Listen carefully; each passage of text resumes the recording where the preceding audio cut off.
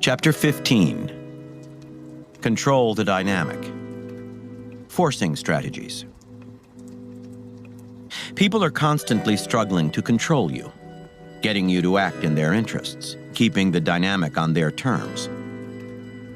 The only way to get the upper hand is to make your play for control more intelligent and insidious. Instead of trying to dominate the other side's every move, work to define the nature of the relationship itself. Shift the conflict to terrain of your choice, altering the pace and stakes to suit you. Maneuver to control your opponent's minds, pushing their emotional buttons and compelling them to make mistakes. If necessary, let them feel they are in control in order to get them to lower their guard. If you control the overall direction and framing of the battle, anything they do will play into your hands. The art of ultimate control. Control is an issue in all relationships. It is human nature to abhor feelings of helplessness and to strive for power. Whenever two people or groups interact, there is a constant maneuvering between them to define the relationship, to determine who has control over this and that. This battle of wills is inevitable. Your task as a strategist is twofold. First, recognize the struggle for control in all aspects of life and never be taken in by those who claim they are not interested in control. Such types are often the most manipulative of all. Second, you must master the art of moving the other side like pieces on a chessboard with purpose and direction. This art was cultivated by the most creative generals and military strategists throughout the ages. War is above all else a struggle over who can control the actions of the other side to a greater extent. Military geniuses such as Hannibal, Napoleon, and Erwin Rommel discovered that the best way to attain control is to determine the overall pace, direction, and shape of the war itself. This means getting enemies to fight according to your tempo, luring them onto terrain that is unfamiliar to them and suited to you, playing to your strengths. And most important of all, it means gaining influence over the frame of mind of your opponents, adapting your maneuvers to their psychological weaknesses. The superior strategist understands that it is impossible to control exactly how an enemy will respond to this move or that. To attempt to do so will only lead to frustration and exhaustion. There is too much in war and in life that is unpredictable. But if the strategist can control the mood and mindset of his enemies, it does not matter exactly how they respond to his maneuvers. If he can make them frightened, panicky, overly aggressive, and angry, he controls the wider scope of their actions and can trap them mentally before cornering them physically. Control can be aggressive or passive. It can be an immediate push on the enemy, making him back up and lose the initiative. It can be playing possum, getting the enemy to lower his guard, or baiting him into a rash attack. The artist of control weaves both of these into a devastating pattern: hitting, backing off, baiting, overwhelming. This art is infinitely applicable to the battles of everyday life. Many people tend to play unconscious games of domination or get caught up in trying to control someone else's every move. In trying to manage and determine too much, they exhaust themselves, make mistakes, push people away, and in the end, lose control of the situation. If you understand and master the art, you will instantly become more creative in your approach to influencing and controlling the other side. By determining people's moods, the pace at which they must move, the stakes involved, you will find that almost anything people do in response to your maneuvers will fit into the overall dynamic you have shaped. They may know they are being controlled but be helpless to fight it. Or they may move in the direction you desire without realizing it. That is ultimate control. The following are the 4 basic principles of the art. Keep them on their heels. Before the enemy makes a move, before the element of chance or the unexpected actions of your opponents can ruin your plans, You make an aggressive move to seize the initiative. You then keep up a relentless pressure, exploiting this momentary advantage to the fullest. You do not wait for opportunities to open up. You make them yourself. If you are the weaker side, this will often more than level the playing field. Keeping your enemies on the defensive and in react mode will have a demoralizing effect on them. Shift the battlefield. An enemy naturally wants to fight you on familiar terrain. Terrain, in this sense, means all of the details of the battle, the time and place, exactly what is being fought over, who was involved in the struggle, and so on. By subtly shifting your enemies into places and situations that are not familiar to them, you control the dynamic. Without realizing what is happening, your opponents find themselves fighting on your terms.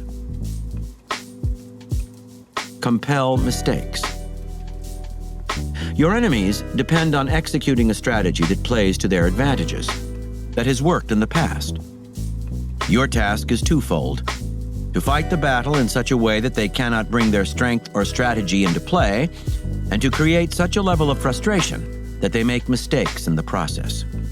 You do not give them enough time to do anything. You play to their emotional weaknesses, making them as irritable as possible. You bait them into deadly traps. It is less your action than their missteps that give you control. Assume passive control. The ultimate form of domination is to make those on the other side think they are the ones in control. Believing they are in command, they are less likely to resist you or become defensive. You create this impression by moving with the energy of the other side, giving ground but slowly and subtly diverting them in the direction you desire. It is often the best way to control the overly aggressive and the passive-aggressive. By Sun Tzu. One who excels at warfare compels men and is not compelled by others. Historical examples. 1. By the end of 1940, British forces in the Middle East had been able to secure their position in Egypt and take back a good part of Libya that the Italians, an ally of Germany, had seized early in World War II. Having captured the important port town of Benghazi, the British were poised to advance farther west, all the way to Tripoli, allowing them to push the Italians out of the country for good. Then, unexpectedly, a halt was called in their advance. General Archibald Wavell, Commander-in-Chief of British forces in the Middle East, was waging battle on too many fronts. Since the Italians had proved themselves to be rather inept in desert warfare, the British felt they could afford to create a defensive line in Libya, build up their forces in Egypt, and launch a major offensive against the Italians by April of the following year. News that a German armored brigade under the leadership of General Erwin Rommel had arrived in Tripoli in February 1941 did not alter the British plans. Rommel had been a superb commander during the Blitzkrieg in France the previous year, but here he was under Italian command, dependent on the incompetent Italians for supplies, and his force was too small to make the British nervous. In addition, intelligence reports revealed that Hitler had sent him there with orders to do no more than block the British from advancing to Tripoli. Then, without warning, at the end of March 1941, Rommel's tanks swept eastward. Rommel had broken up his small force into columns, and he hurled them in so many directions against the British defensive line that it was hard to fathom his intentions. These mechanized columns moved with incredible speed, advancing at night with lights dimmed. Time and again they caught their enemy by surprise, suddenly appearing to their flank or rear. As their line was breached in multiple places, the British were compelled to retreat farther and farther east. To Wavell, who was following these events from Cairo, this was downright shocking and humiliating. Rommel was causing chaos with a disproportionately small number of tanks and severe supply limitations. Within a few weeks, the Germans had advanced to the border of Egypt. What was most devastating about this offensive was the novel way in which Rommel fought. He used the desert as if it were an ocean. Despite supply problems and the difficult terrain, he kept his tanks in perpetual motion. The British could not let up their guard for a moment, and this mentally exhausted them. But his movements, though seemingly random, were always for a purpose. If he wanted to take a particular city, he would head in the opposite direction, then circle and attack from an unexpected side. He brought along an armada of trucks to kick up enough dust so that the British could not see where he was headed, and to give the impression of a much larger force than was actually on the attack. Rommel would ride with the front line, risking death so that he could make rapid judgments on the move, sending his columns here and there before the British had time to figure out the game. And he used his tanks in the opposite way of the British, to deadly effect. Instead of pushing them forward to punch holes in the enemy lines, he would send out his weakest tanks, then have them retreat at first contact. British tanks would invariably swallow the bait and go in pursuit, kicking up so much of their own dust in the process that they would not see they were running straight into a line of German anti-tank guns. Once a sufficient number of British tanks had been taken out, Rommel would advance again, wreaking havoc behind the British lines. Kept constantly on their heels, forced to come to rapid decisions in response to Rommel's moves, the British made endless mistakes. Not knowing where he might show up next or from what direction, they spread their forces over dangerously vast areas. Before long, at the mere mention that a Russian column was approaching, Rommel at its head, the British would abandon their positions, even though they greatly outnumbered him.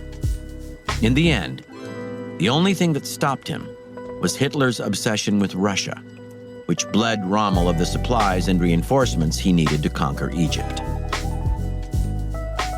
Interpretation. This is how Rommel analyzed the situation first confronting him. The enemy had a strong position to the east, which would only get stronger as more supplies and men came from Egypt. Rommel had a much smaller force, and the longer he waited, the more useless it would become. And so he decided to disobey Hitler's orders, risking his career on a truth he had learned in the Blitzkrieg in France. Making the first hit against the enemy completely alters the dynamic. If the enemy is the stronger side, it is upsetting and discouraging to be suddenly put on the defensive. Being larger and unprepared makes it harder to organize an orderly retreat. To get his strategy to work, Rommel had to create maximum disorder in the enemy. In the ensuing confusion, the Germans would seem more formidable than they were. Speed, mobility, and surprise, as agents of such chaos, became ends in themselves.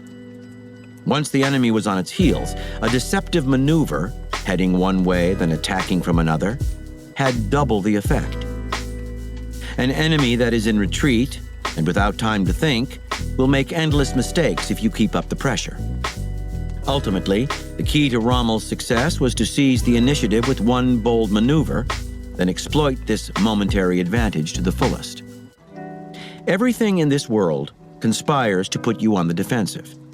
At work, your superiors may want the glory for themselves and will discourage you from taking the initiative. People are constantly pushing and attacking you, keeping you in react mode. You are continually reminded of your limitations and what you cannot hope to accomplish. You are made to feel guilty for this and that. Such defensiveness on your part can become a self-fulfilling prophecy. Before anything, you need to liberate yourself from this feeling.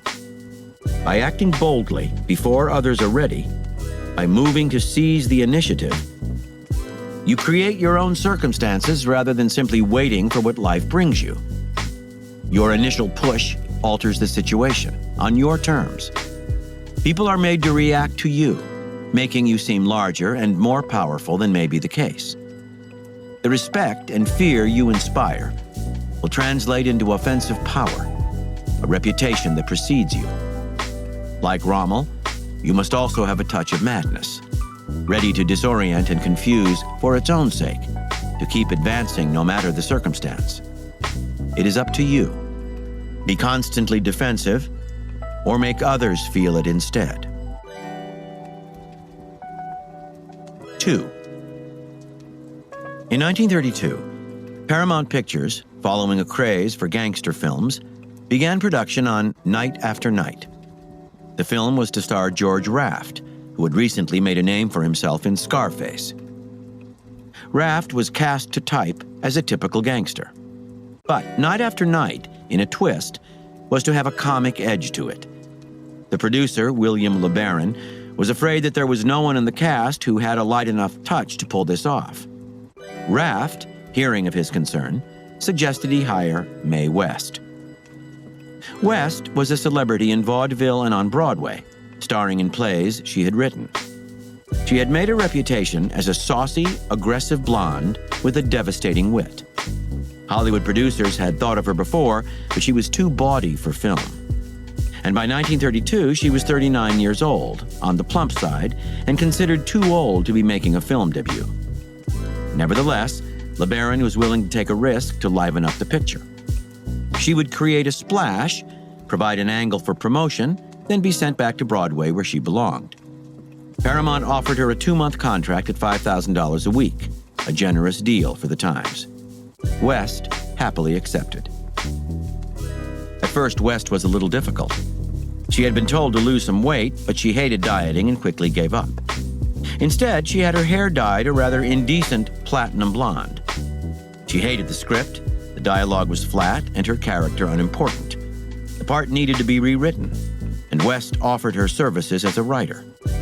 Hollywood people were used to dealing with difficult actresses and had a panoply of tactics for taming them, particularly those who wanted their parts rewritten.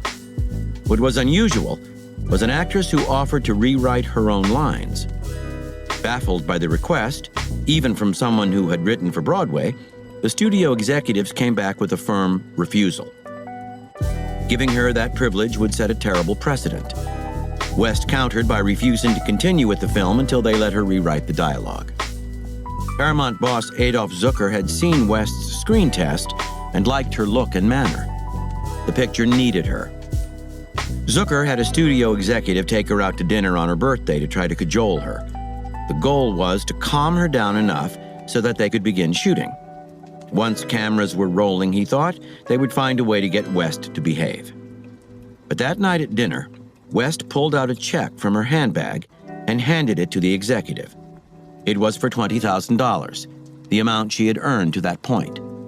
She was giving the money back to the studio and thanking Paramount for the opportunity, told the executive she was leaving for New York the next morning. Zucker, immediately apprised of this news, was caught completely off balance. West seemed willing to lose substantial money, risk a lawsuit for breach of contract, and guarantee that she would never work in Hollywood again. Zucker took another look at the script. Perhaps she was right and the dialogue was lousy. She would rather give up money and a career than be in an inferior picture. He decided to offer her a compromise. She could write her own dialogue, and they would shoot 2 versions of the movie, one hers, one the studio's. That would cost a little more, but they would get West on film. If her version was better, which Zucker thought unlikely, that would only improve the picture. If not, they would go with the original version. Paramount couldn't lose. West accepted the compromise, and shooting began. One person, however, was not amused. The director, Archie L. Mayo, a man with an extensive resume. Not only had West changed the script to suit her wisecracking style, she insisted on altering the blocking and camera setups to make the most of her lines. They fought and fought, until one day West refused to go on. She had demanded a shot of her disappearing up some stairs after delivering one of her patented wisecracks. This would give the audience time to laugh. Mayo thought it unnecessary and refused to shoot it. West walked off the set, and production came to a halt. Studio executives agreed that West's lines had lightened up the picture. Let her have her way with the direction and shoot the shot, they told Mayo. They would edit it out later. Production resumed. The other actress in her scenes, Allison Skipworth, had the distinct impression that West was determining the pace of the lines, getting the camera to focus on her, stealing the scene. Protesting that West was taking over the direction of the movie, Skipworth, too, was told not to worry. It would all be fixed in the editing. When it came time to cut the film, however, West had so altered the mood and pace of her scenes that no editing could bring them back to the original. More important, her sense of timing and direction were solid. She had indeed improved the entire picture. The film debuted on October 1932. The reviews were mixed, but almost all agreed that a new star was born. West's aggressive sexual style and wit fascinated the men in the audience. Though she appeared in just a few scenes, she was the only part of the film anyone seemed to remember. Lines she had written, "I'm a girl who lost her reputation and never missed it," were quoted endlessly. As Raft later admitted, Mae West stole everything but the cameras. Audiences were soon clamoring for more Mae West, and Paramount, in financial trouble at the time, could not ignore them. At the age of 40, as plump as ever, West was signed to a long-term contract at the highest salary of any star in the studio.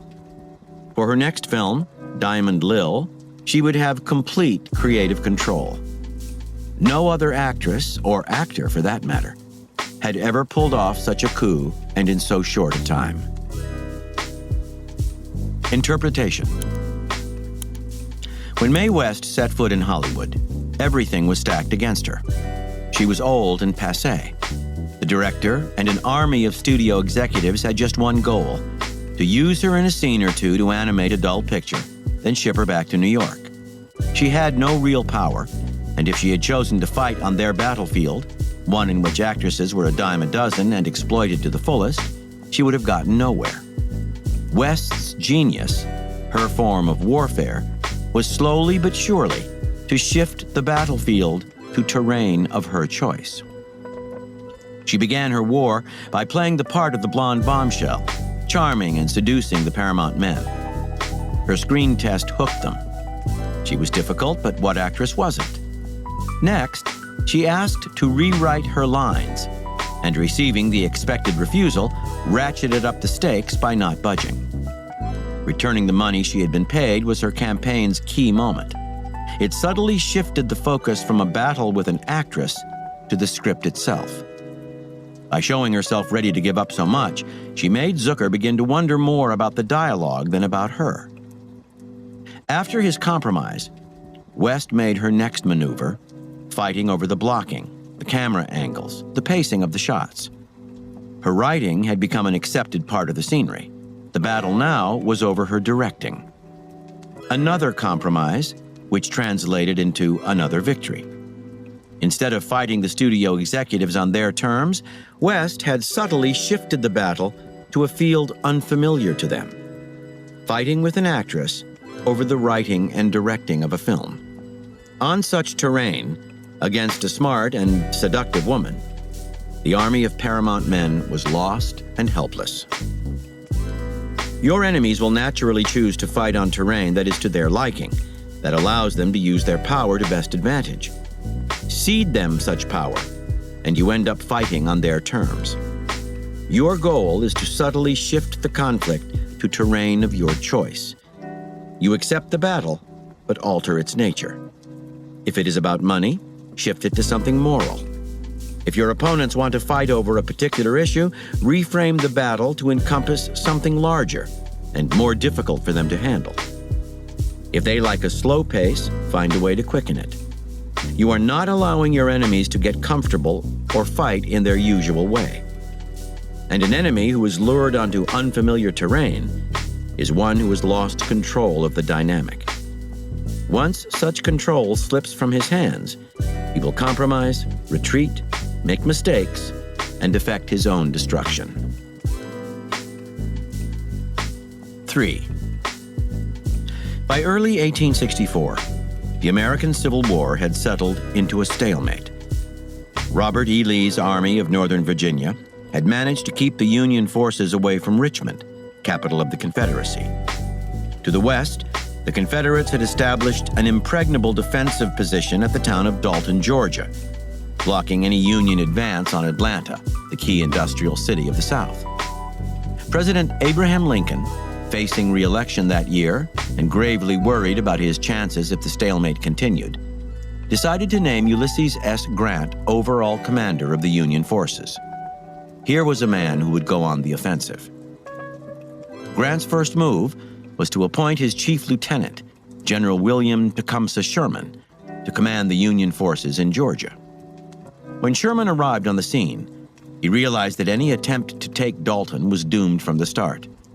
The Confederate commander, General John Johnston, was a master at defensive warfare. With mountains to his rear and a solid position to his front, Johnston could simply stay put. A siege would take too long, and a frontal attack would be too costly. The situation seemed hopeless. Sherman decided then that if he could not seize Dalton, he would take hold of Johnston's mind, striking fear in a man notorious for being conservative and cautious. In May 1864, Sherman sent 3/4 of his army into a direct attack on Dalton. With Johnston's attention held by this attack, Sherman then sneaked the Army of the Tennessee around the mountains to the town of Resaca, 15 miles to the south of Dalton, blocking Johnston's only real route of retreat and only supply line. Terrified to find himself suddenly surrounded, Johnston had no choice but to give up his position at Dalton. He would not, however, play into Sherman's hands. He simply retreated to another defensive position that gave him maximum security, again inviting Sherman to attack him straight on.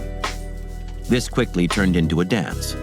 Sherman would feint going one way, then would somehow divert a part of his army to the south of Johnston, who kept backing up, all the way to Atlanta.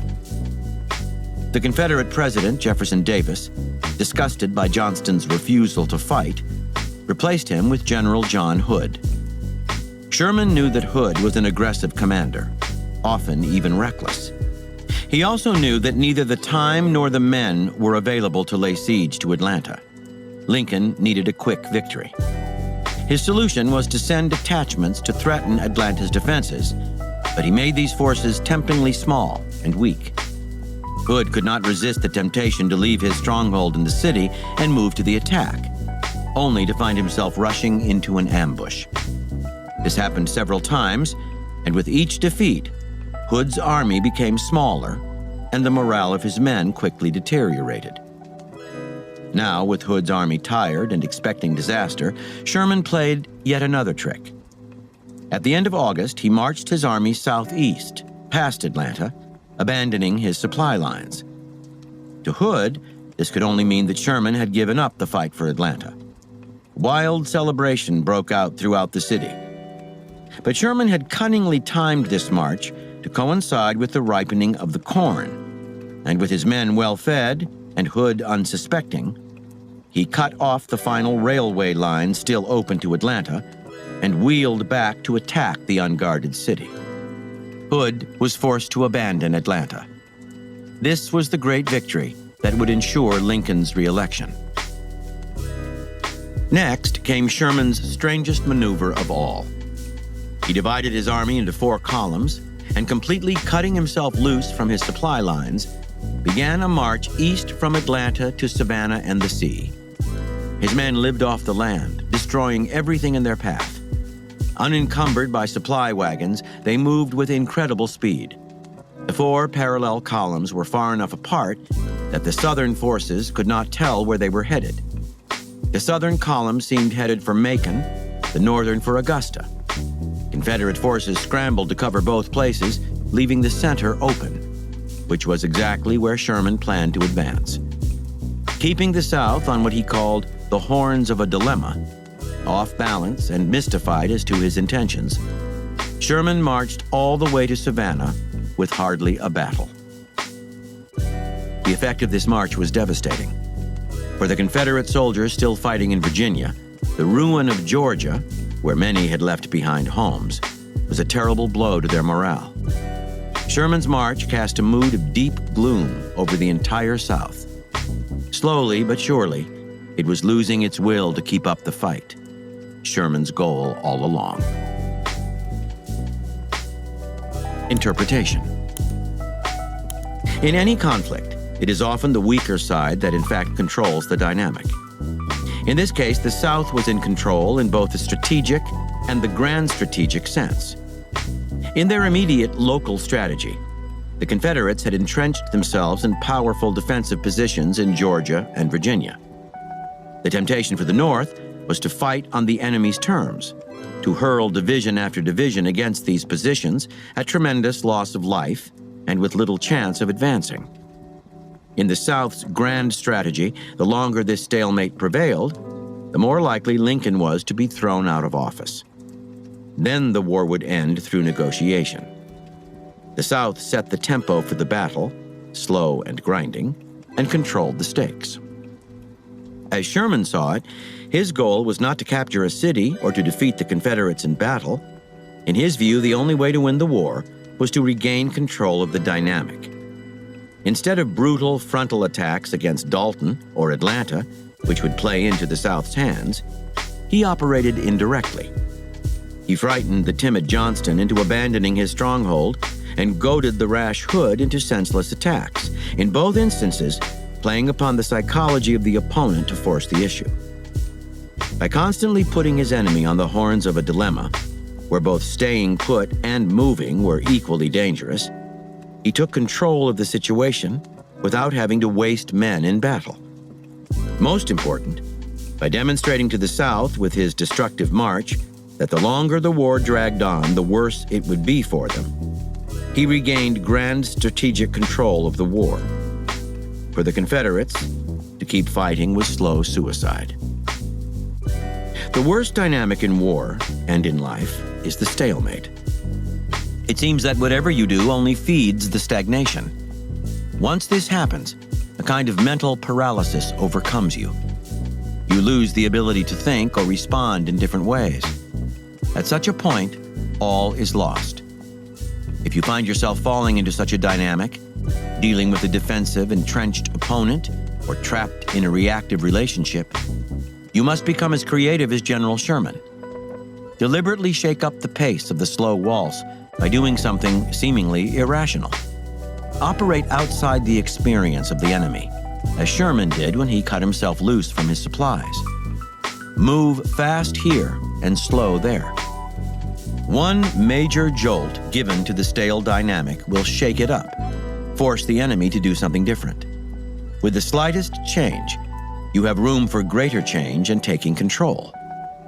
Injecting novelty and mobility is often enough to unbalance the minds of your rigid and defensive opponents. 4. In 1833, Mr. Thomas Auld, the slaveholding owner of a plantation on Maryland's eastern shore, summoned back his slave Frederick Douglass, 15 years old at the time, from Baltimore, where Douglass had just spent 7 years serving Auld's brother. Now he was needed to work the fields of the plantation. But life in the city had changed Douglass in many ways, and to his chagrin, he found it quite hard to disguise this from Auld. In Baltimore, he had secretly managed to teach himself how to read and write, something no slave was allowed to do, for that would stimulate dangerous thoughts. On the plantation, Douglass tried to teach as many slaves as possible to read. These efforts were quickly squashed. But what was worse for him was that he had developed a rather defiant attitude, what the slaveholder called impudence. He talked back to Auld, questioned some of his orders, and played all kinds of tricks to get more food. Auld was notorious for keeping his slaves near starvation. One day, Auld informed Douglass that he was hiring him out for a year to Mr. Edward Covey, a nearby farm renter who had earned a reputation as a consummate breaker of young Negroes. Slaveholders would send them their most difficult slaves, and in exchange for their free labor, Covey would beat every last ounce of rebellion out of them. Covey worked Douglass especially hard, and after a few months, he was broken in body and spirit. He no longer desired to read books or engage in discussions with his fellow slaves. On his days off, he would crawl under the shade of a tree and sleep off his exhaustion and despair. One especially hot day in August 1834, Douglass became ill and fainted. The next thing he knew, Covey was hovering over him, hickory slab in hand, ordering him back to work. But Douglass was too weak. Covey hit him on the head, opening a deep wound. He kicked him a few times, but Douglas could not move. Covey finally left, intending to deal with him later. Douglas managed to get to his feet, staggered to the woods, and somehow made his way back to Auld's plantation. There he begged with Master Auld to keep him there, explaining Covey's cruelty. Auld was unmoved. Douglas could spend the night, but then he must return to Covey's farm. Making his way back to the farm, Douglas feared the worst. He told himself that he would do his best to obey Covey and somehow survive the weeks ahead. Arriving at the stables where he was supposed to work that day, he began his chores when out of nowhere, like a snake, Covey slithered in, rope in hand. He lunged at Douglas, trying to get a slip knot on his leg and tie him up. He was clearly intending the thrashing to end all thrashings. Risking an even more intense beating, Douglas pushed Covey away and, without hitting him, kept him from getting the rope around his leg.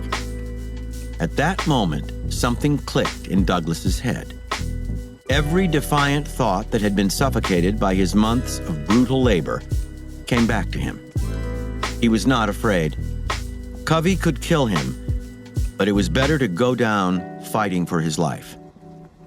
Suddenly, a cousin came to Covey's aid, and finding himself surrounded, Douglas did the unthinkable. He swung hard at the man and knocked him to the ground. Hitting a white man would most likely lead to his hanging. A fighting madness came over Douglas. He returned Covey's blows. The struggle went on for 2 hours, until, bloodied, exhausted, and gasping for breath, Covey gave up and slowly staggered back to his house. Douglas could only assume that Covey would now come after him with a gun or find some other way to kill him. It never happened. Slowly it dawned on Douglas.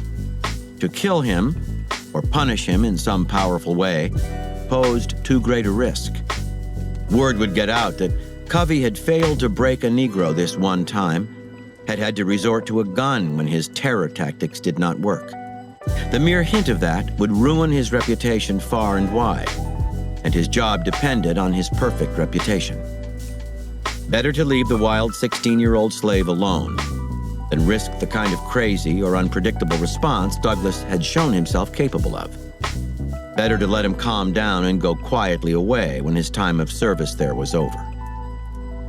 For the rest of Douglas's stay with Covey, the white man did not lay a hand on him. Douglas had noticed that slaveholders often prefer to whip those who are most easily whipped. Now he had learned the lesson for himself. Never again would he be submissive. Such weakness only encouraged the tyrants to go further. He would rather risk death, returning blow for blow with his fists or his wits. Interpretation. Reflecting on this moment years later in his book, My Bondage and My Freedom, after he had escaped to the North and become a leading advocate of the abolitionist movement, Douglas wrote, "This battle with Mr. Covey was the turning point in my life as a slave. I was a changed being after that fight. I had reached the point at which I was not afraid to die. This spirit made me a free man in fact, while I remained a slave in form." For the rest of his life, he adopted this fighting stance. By being unafraid of the consequences, Douglas gained a degree of control of his situation both physically and psychologically. Once he had rooted fear out of himself, he opened up possibilities for action. Sometimes fighting back overtly, sometimes being clever and deceitful. From a slave with no control, he became a man with some options and some power, all of which he leveraged into real freedom when the time came. To control the dynamic, you must be able to control yourself and your emotions. Getting angry and lashing out will only limit your options. And in conflict, fear is the most debilitating emotion of all. Even before anything has happened, your fear puts you on your heels, cedes the initiative to the enemy. The other side has endless possibilities for using your fear to help control you, keep you on the defensive. Those who are tyrants and domineering types can smell your anxiety, and it makes them even more tyrannical. Before anything else, you must lose your fear of death, of the consequences of a bold maneuver, of other people's opinion of you. That single moment will suddenly open up vistas of possibilities. And in the end, whichever side has more possibilities for positive action has greater control. 5. Early in his career, the American psychiatrist Milton H. Erickson, 1901-80, noticed that patients had countless ways of controlling the relationship between patient and therapist. They might withhold information from him or resist entering into a hypnotic trance. Erickson often used hypnosis in his therapy. They might question the therapist's abilities, insist he do more of the talking, or emphasize the hopelessness of their problems and the futility of therapy. These attempts at control, in fact, mirrored whatever their problem was in daily life. They resorted to all kinds of unconscious and passive games of domination while denying to themselves and to others that they were up to such tricks. And so, over the years, Erickson developed what he called his utilization technique, literally using these patients' passive aggression, their clever manipulations, as instruments to change them. Erickson often dealt with patients whom someone else, a partner, a parent, had forced to seek his help. Resentful of this, they would get revenge by deliberately withholding information about their lives. Erickson would begin by telling these patients that it was natural, even healthy, not to want to reveal everything to the therapist. He would insist they withhold any sensitive information.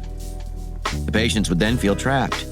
By keeping secrets, they were obeying the therapist, which was just the opposite of what they wanted to do. Usually, by the second session, they would open up, rebelling to such an extent that they revealed everything about themselves. One man, on his first visit to Erickson's office, began anxiously pacing the room. By refusing to sit down and relax, he was making it impossible for Erickson to hypnotize him or work with him at all. Erickson began by asking him, "Are you willing to cooperate with me by continuing to pace the floor, as you are doing now?" The patient agreed to this strange request. Then Erickson asked if he could tell the patient where to pace and how fast. The patient could see no problem with this. Minutes later, Erickson began to hesitate in giving his directions. The patient waited to hear what he was to do next with his pacing. After this happened a few times, Erickson finally told him to sit in a chair, where the man promptly fell into a trance. With those who were patently cynical about therapy, Erickson would deliberately try a method of hypnosis that would fail, and then he would apologize for using that technique. He would talk about his own inadequacies and the many times he had failed.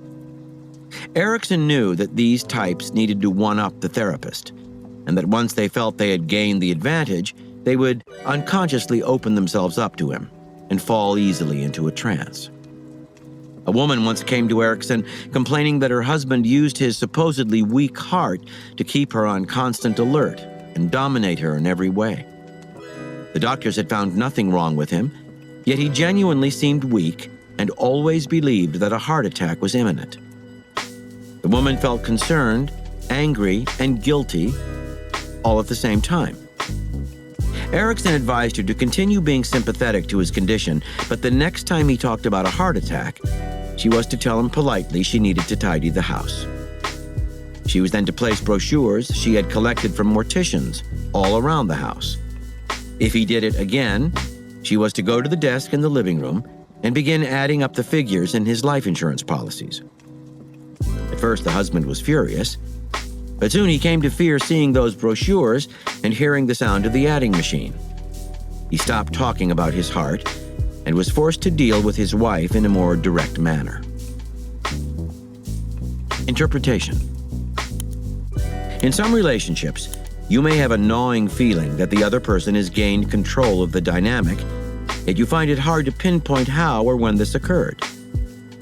All that can be said for certain is that you feel unable to move the other person, to influence the course of the relationship. Everything you do only seems to feed the power of the controller. The reason for this is that the other person has adopted subtle, insidious forms of control that are easily disguised and yet all the more effective for being unconscious and passive. Such types exert control by being depressed, overly anxious, overburdened with work. They are the victims of constant injustice. They cannot help their situation. They demand attention, and if you fail to provide it, they make you feel guilty. They are elusive and impossible to fight because they make it appear at each turn that they are not at all looking for control. They are more willful than you, but better at disguising it.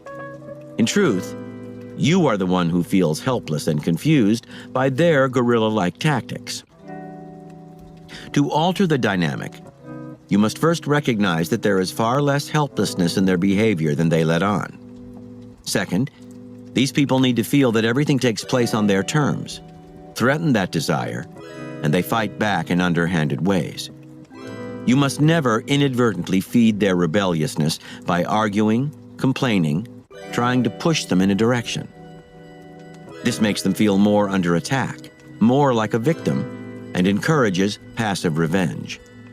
Instead, move within their system of control, applying Erickson's utilization technique. Be sympathetic to their plight, but make it seem that whatever they do, they are actually cooperating with your own desires. That will put them off balance. If they rebel now, they are playing into your hands. The dynamic will subtly shift, and you will have room to insinuate change. Similarly, if the other person wields a fundamental weakness as a weapon, the heart attack tactic, make that threat impossible to use against you by taking it further, to the point of parody or painfulness. The only way to beat passive opponents is to outdo them in subtle control. Reversal. This strategy has no reversal. Any effort to seem not to control a situation, to refuse to influence a relationship, is in fact a form of control. By ceding power to others, you have gained a kind of passive authority that you can use later for your own purposes. You are also the one determining who has control by relinquishing it to the other side. There is no escape from the control dynamic. Those who say they are doing so are playing the most insidious control game of all. Here are further reflections on forcing strategies. From the Book of Five Rings by Miyamoto Musashi. Pressing down the pillow refers to one's efforts not to let the head of one's opponent rise. In battles based on martial strategy, it is taboo to let your opponent take the initiative, thus putting yourself on the defensive. You must try at all costs to lead your opponent by taking complete control of him. During combat, your opponent intends to dominate you as much as you want to dominate him, so it is vital that you pick up on your opponent's intentions and tactics so as to control him. According to the principle of martial strategy, you must be able to control your opponents at all times. Study this point well. By Napoleon Bonaparte. In short, I think like Frederick the Great. One should always be the first to attack. By Karl von Clausewitz. Given the same amount of intelligence, timidity will do 1,000 times more damage in war than audacity. From the Iliad by Homer. When they came to the ford of Xanthus, the eddying river that Zeus begot, Achilles split the Trojans. Half he chased toward the city, across the plain where yesterday the Greeks had fled from Hector's shining rage. Hera, to slow this stampede of Trojans, spread a curtain of fog between them. The others swerved and found themselves herded into the river. They crashed down into the deep silver water as it tumbled and roared through its banks. You could hear their screams as they floundered and were whirled around in the eddies. Fire will sometimes cause a swarm of locusts to rise in the air and fly to a river. The fire keeps coming, burning them instantly, and the insects shrink down into the water. Just so Achilles. And Xanthus's noisy channel was clogged with chariots, horses, and men. Achilles wasted no time. Leaving his spear propped against a tamarisk and holding only his sword, He leapt from the bank like a spirit from hell bent on slaughter. He struck over and over in a widening spiral. Hideous groans rose from the wounded, and the river water turned crimson with blood. Fish fleeing a dolphin's huge maw hide by the hundreds in the harbor's crannies, but the dolphin devours whatever it catches. Likewise the Trojans beneath the riverbanks. From On War, by Karl von Clausewitz.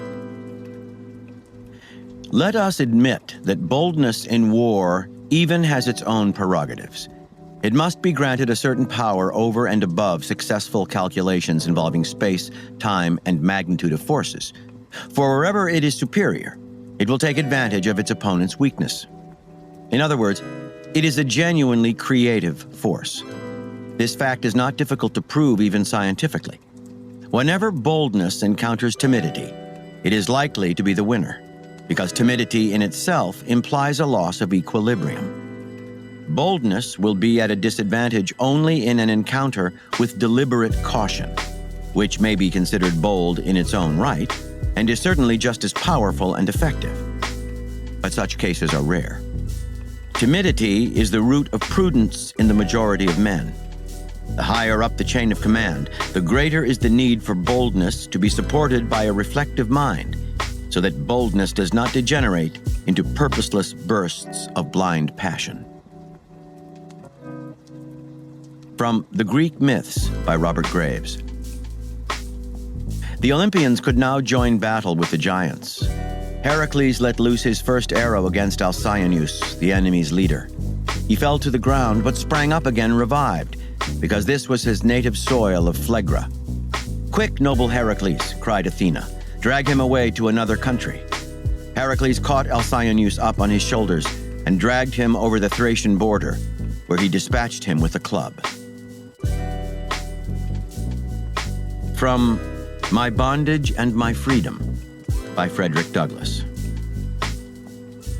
Well, my dear reader, this battle with Mr. Covey, undignified as it was, and as I fear my narration of it is, was the turning point in my life as a slave. It rekindled in my breast the smoldering embers of liberty. It brought up my Baltimore dreams and revived a sense of my own manhood. I was a changed being after that fight. I was nothing before. I was a man now. It recalled to life my crushed self-respect and my self-confidence, and inspired me with a renewed determination to be a free man. A man without force is without the essential dignity of humanity. Human nature is so constituted that it cannot honor a helpless man, although it can pity him. And even this it cannot do long if the signs of power do not arise. He only can understand the effect of this combat on my spirit, who has himself incurred something, hazarded something, in repelling the unjust and cruel aggressions of a tyrant. Covey was a tyrant, and a cowardly one withal. After resisting him, I felt as I had never felt before. It was a resurrection from the dark and pestiferous tomb of slavery to the heaven of comparative freedom. I was no longer a servile coward, trembling under the frown of a brother worm of the dust, but my long-cowed spirit was roused to an attitude of manly independence. I had reached a point at which I was not afraid to die. This spirit made me a free man in fact, while I remained a slave in form. When a slave cannot be flogged, he is more than half free. He has a domain as broad as his own manly heart to defend, and he is really a power on earth. While slaves prefer their lives with flogging to instant death, he will always find Christians enough, like unto Covey, to accommodate that preference. From this time until that of my escape from slavery, I was never fairly whipped. Several attempts were made to whip me, but they were always unsuccessful. Bruises I did get, as I shall hereafter inform the reader. But the case I have been describing was the end of the brutification to which slavery had subjected me. And lastly, by Joe Frazier. It is not the same when a fighter moves because he wants to move, and another when he moves because he has to. Chapter 16. Hit them where it hurts. The center of gravity strategy. Everyone has a source of power on which he or she depends. When you look at your rivals, search below